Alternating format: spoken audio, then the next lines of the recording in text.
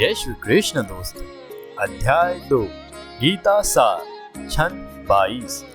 वासांसी जीर्णानि यथा विहाय नवानि गृहाति निरोपराणि तथा शरीराणि विहाय जीर्णान्यन्यानि संयाति निबानि देहि। जिस प्रकार मनुष्य पुराने वस्त्रों को त्याग कर नए वस्त्र धारण करता है, उसी प्रकार आत्मा पुराने तथा व्यर्थ के शरीरों को त्याग कर नवीन भौतिक शरीर धारण करता है। तात्पर्य, अणु आत्मा द्वारा शरीर का परिवर्तन एक स्वीकृत तथ्य है। आधुनिक वैज्ञानिक जन तक जो आत्मा के अस्तित्व पर विश्वास नहीं करते, पर साथ ही हृदय के शक्ति साधन की व्याख्या भी नहीं कर पाते, उन परिवर्तनों को स्वीकार करने के बाध्य है जो बाल्यकाल से कौमारावस्था और फिर तरुणावस्था तथा वृद्धावस्था में होते रहते हैं। वृद्धावस्था से यही परिवर्तन दूसरे शरीर में स्थानांतरित हो जाता है। इसकी व्याख्या एक पिछले श्लोक में की जा चुकी है। अणु आत्मा के दूसरे शरीर में स्थानांतरण परमात्मा की कृपा से संभव हो पाता है। परमात्मा अणु आत्मा की इच्छाओं की पूर्ति उसी तरह करते हैं जिस प्रकार एक मित्र दूसरे की इच्छा पूर्ति करता है। मुंडक तथा श्वेताश्वेतर उपनिषदों में आत्मा तथा परमात्मा की उपमा दो मित्र पक्षियों से दी गई जो एक ही वृक्ष पर बैठे हैं। इनमें से एक पक्षी वृक्ष के फल को खा रहा है और दूसरा पक्षी अपने मित्र को देख रहा है। यद्यपि दोनों पक्षी समान गुण वाले हैं, किंतु इनमें से एक भौतिक वृक्ष के फलों पर मोहित है, किंतु दूसरा अपने मित्र के कार्यकलापों का साक्षी मात्र है। कृष्ण साक्षी पक्षी है और अर्जुन फल भोक्ता पक्षी।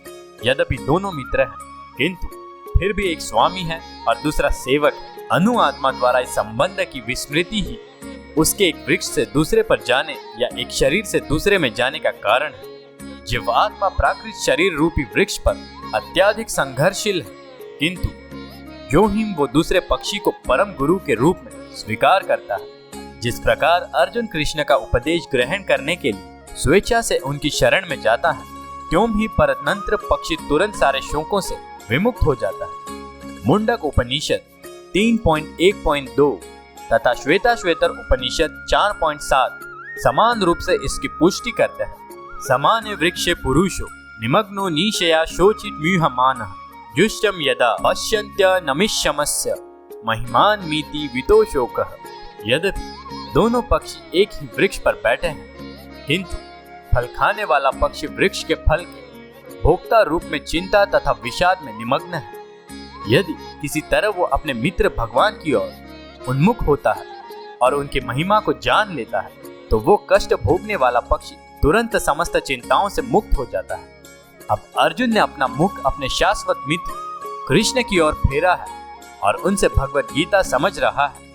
इस प्रकार वो कृष्ण से श्रवण करके भगवान की परम महिमा को समझकर शोक से मुक्त हो सकता है।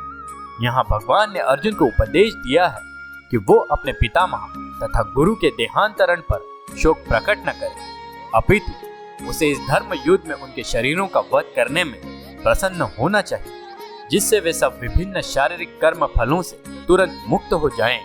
बलि वेदी पर या धर्म युद्ध में प्राणों को अर्पित करने वाला व्यक्ति तुरंत शारीरिक पापों से मुक्त हो जाता है और उच्च लोक को प्राप्त होता है।